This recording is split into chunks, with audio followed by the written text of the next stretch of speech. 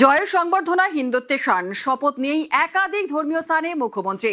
শনিবার বালিগঞ্জে মুখ্যমন্ত্রীকে সংবর্ধনা সভায় হিন্দুত্বের শান শুভেন্দুর।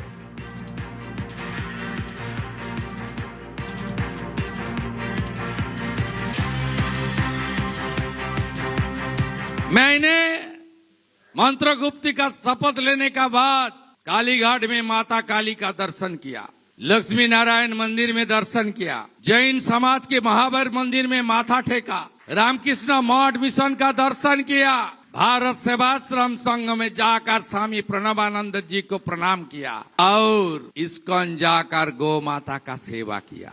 समझ लिया ना? समझदार का तो इशारा ही काफी है।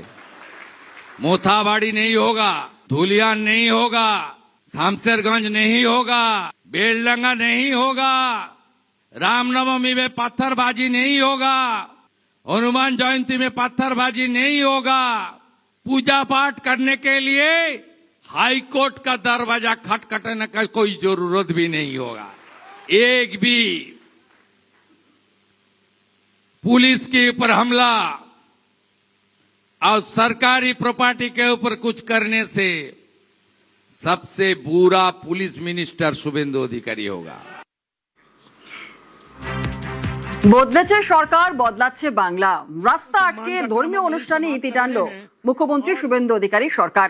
আর সরকারের সিদ্ধান্তে প্রায় 5 দশক পর ব্রিগেডে ফিরল ঈদের নামাজ। যে ব্রিগেডে গীতা পাঠ, সেই ব্রিগেডেই নামাজ।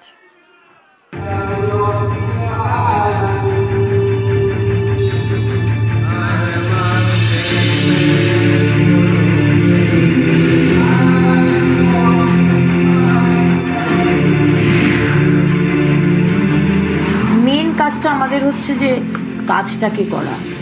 মাননীয় মুখ্যমন্ত্রী বলেছেন পাবলিক স্পেস অকুপাই করে মানুষকে অসুবিধায় ফেলে কেউ কাজ করবে না।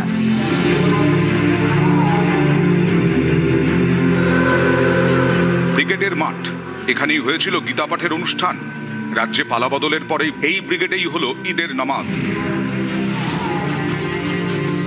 রাস্তা আটকে ধর্মীয় অনুষ্ঠানের দিন শেষ, কড়া পদক্ষেপ মুখ্যমন্ত্রী শুভেন্দু অধিকারীর।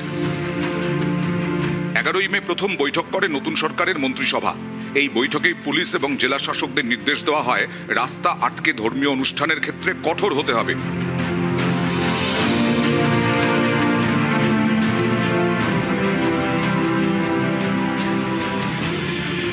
সরকারের এই সিদ্ধান্তের পরেই বকরি ঈদ। দেখা গেল নজিরবিহীন ছবি, নামাজ ফিরল ব্রিগেডে। এতদিন ঈদের নামাজ পড়া হতো রেড রোডে, শহরের অন্যতম ব্যস্ত ও গুরুত্বপূর্ণ রাস্তা আটকে। এই রেড রোডের ধারে রয়েছে সেনার পূর্ব ভারতের সদর দপ্তর। রেড রোড দিয়ে এসপ্ল্যানেড, পার্ক স্ট্রিট, ময়দান থেকে আলিপুর যাওয়া যায়। সদা ব্যস্ত এই রেড রোড আটকেই বছরে 2 বার ঈদের নামাজ পড়া হতো। প্রচুর মানুষ জড়ো হতেন, ফলে স্তব্ধ হয়ে যেত রেড রোড। সরকার বদলাতেই ছবি বদল। 1978 সালের পরেই প্রথম রেড রোডের বদলে ব্রিগেডে পড়া হলো ঈদের নামাজ। শুধু কলকাতা নয়, জেলাতেও একই ছবি। ঈদের দিন জেলায় জেলায় রাস্তা খালি, মাঠে নামাজ। রাস্তা আটকে ধর্মীয় অনুষ্ঠান করা যায় না। একাধিক মামলায় একথা বলেছে সুপ্রিম কোর্ট। এ নিয়ে দেশের সংবিধান কি বলছে? ভারতের সংবিধানের অনুচ্ছেদ 25 প্রত্যেক নাগরিককে নিজের ধর্ম পালন, প্রচার ও প্রসারের অধিকার দেয়। তবে এই অধিকার জনশৃঙ্খলা, নৈতিকতা এবং জনস্বাস্থ্যের সঙ্গে শর্ত সাপেক্ষ। ধর্মীয় অনুষ্ঠান, প্রার্থনা, শোভাযাত্রা বা অন্য কোনো ধর্মীয় কার্যকলাপের জন্য রাস্তা অবরোধ করার অধিকার সংবিধান দেয় না। অনুচ্ছেদ 19-এর 1-D অনুযায়ী প্রত্যেক নাগরিকের দেশের মধ্যে অবাধে চলাচলের অধিকার রয়েছে। অনুচ্ছেদ 21 অনুযায়ী জীবন ও ব্যক্তি স্বাধীনতার অধিকার সুরক্ষিত। রাস্তা অবরোধ করে ধর্মীয় অনুষ্ঠান করলে নাগরিকদের এই মৌলিক অধিকার ক্ষতিগ্রস্ত হতে পারে। মেন কাজটা আমাদের হচ্ছে যে কাজটাকে করা।